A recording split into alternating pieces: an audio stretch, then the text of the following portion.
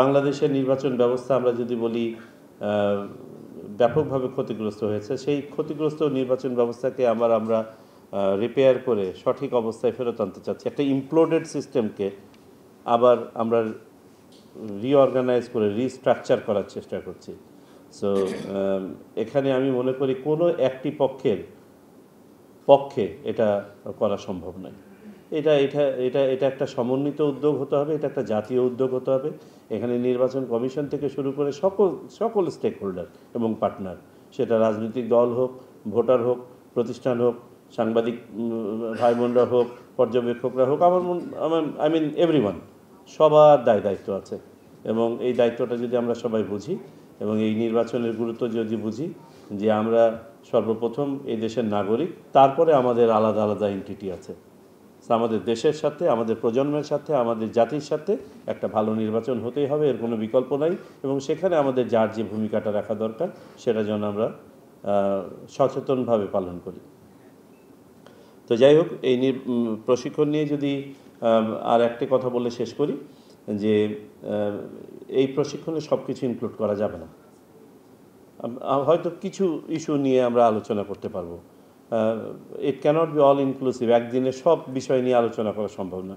আমি মনে করি আপনারা এখানে যেহেতু সারাটা দিন ব্যয় করেন আরএফইডি সদস্যরা, আপনারা part and parcel of election commission and election process, election journalism, আপনারা এই সময়ের মধ্যে যে সময়গুলো ফাঁকা পান আরও ছোট ছোট বিষয়গুলো নিয়ে আলোচনা করবেন in small group and larger group, আমি আশা করি।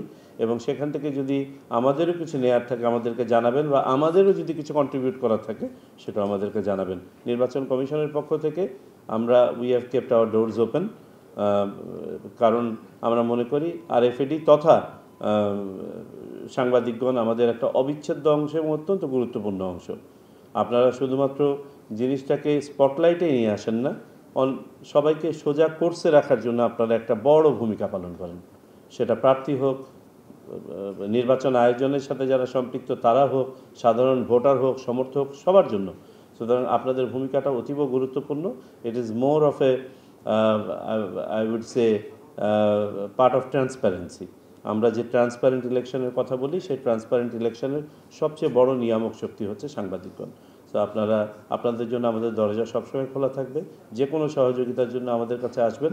আর জেবেল যে কথাটা বললো, আমার মনে হয় আপনাদের 3-4টা পয়েন্ট ছিল, আমরা তো বলেছি যে এগুলো অ্যাসিওর্ড হবে। আপনারা চেয়েছেন যাতে অনির্দিষ্ট সময়ের জন্য কেন্দ্রের ভিতরে থাকতে পারবেন। আমরা শুধু বলেছি কক্ষের ভিতরটাতে ওখানে একটা লিমিটেশন রাখতেই হবে, তা নাহলে কক্ষ ম্যানেজমেন্ট ইউ ডু আন্ডারস্ট্যান্ড সেটা সম্ভব হবে না। দ্বিতীয়ত আপনারা বলেছেন যাতে ভুয়া সাংবাদিকরা কোনো একটা কার্ড নিয়ে যেতে না পারে, যে কারণে আমরা কিউআর কোড চালু করছি। আপনারা বলেছেন যাতে করে আপনাদের কাজগুলো ইন্টারভিউ না ইত্যাদি ইত্যাদি, এই কাজগুলো যেন আপনারা নিরবিচ্ছিন্নভাবে করতে পারেন, আমরা সেটা বলেছি আপনারা করবেন। শুধু ওই যে খেয়াল রাখতে হবে যে ইলেকশন অপারেশন যেটা অনগোয়িং সেটা যেন ক্ষতিগ্রস্ত না হয়। আর এবারে যেহেতু দুটো করে ব্যালট ম্যানেজ করতে হবে, সময়ের ব্যাপারটা আমাদেরকে সবাইকে সংবেদনশীল হতে হবে। আপনারা দেখেছেন যে আমরা একটা অনুশীলন করে দেখেছি যে এখানে গড়ে যদি আমরা একদম ভালো ফ্লো রাখতে পারি, তাও আমাদের 1.5 মিনিট করে লাগে একটা ভোটারের পরে আর একটা ভোটারকে কেন্দ্রে ঢুকতে। আর একটা voter on an average 3 minute 52 second করে সময় নিচ্ছে ভিতরে, অন অ্যান অ্যাভারেজ। যে না পড়ে সিল দিচ্ছে তার কোনো কমপক্ষে 2 মিনিট লাগছে, আর যে পড়ে সিল দিতে যাচ্ছে সে 7-8 মিনিট পর্যন্ত নিয়ে নিচ্ছে। এই যেখানে বাস্তবতা। এবং আমরা এটাও জানি যে আমরা ইনডেফিনিট নাম্বার অফ সেন্টারও বাড়াতে পারবো না, ইনডেফিনিট নাম্বার অফ বুথও বাড়াতে পারবো না। আমাদের বুথ ব্যবস্থাপনাকে আরও স্মার্ট করতে হবে। সো আমরা সেদিকেই হাঁটছি, সেটাই করার চেষ্টা করছি। রবিবারের দিন আমরা ফাইনাল ডিসিশন নিব ইনশাল্লাহ, কমিশন সবাই। তো আপনারা এই সংবেদনশীলতাগুলো, এই বাস্তবতাগুলো নিজেরাও ধারণ করবেন, করে আপনাদের কাজটা যেন আবার যথাযথভাবে আপনারা পালন করতে পারেন সেটা আমরা নিশ্চিত করব। যাই হোক, ফেরত আসে এই প্রশিক্ষণের আমি সাকসেস উইশ করছি। আমি আশা করছি যারা এটার সাথে সম্পৃক্ত আছেন তারা নিবেদিতভাবে এই কাজটা সম্পন্ন করবেন, যাতে করে এটা থেকে আমরা সবাই উপকৃত হই। ধন্যবাদ সবাইকে। আসসালামু আলাইকুম।